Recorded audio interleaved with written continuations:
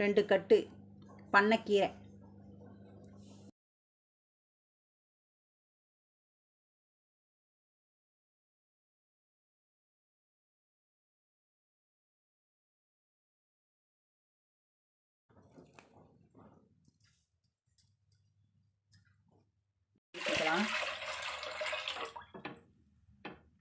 தண்ணி நல்லா சூடாகட்டும். தண்ணி கொஞ்சம் சூடாயிடுச்சு. 6 பச்சை மிளகா போட்டுக்கலாம். 2 கட்டு கீரைக்கு.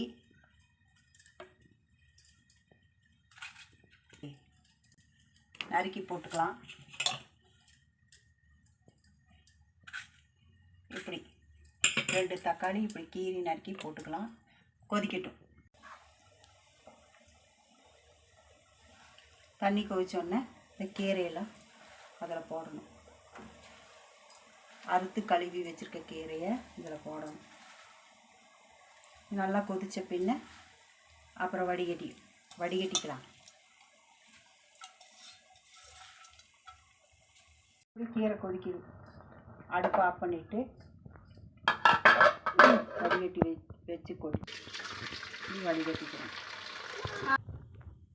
இப்படி சுத்தமாக வடிகட்டிக்கணும்.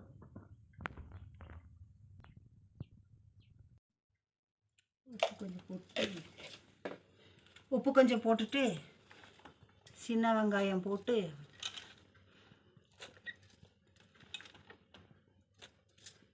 அவ்வளோதான் கடையும்.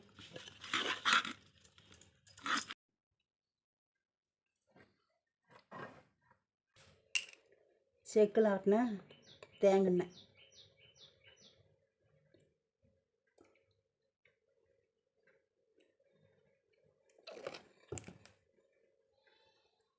இப்படி ஊற்றி பெரட்டி சாதத்தோடு சாப்பிட்டா சூப்பராக இருக்கும்.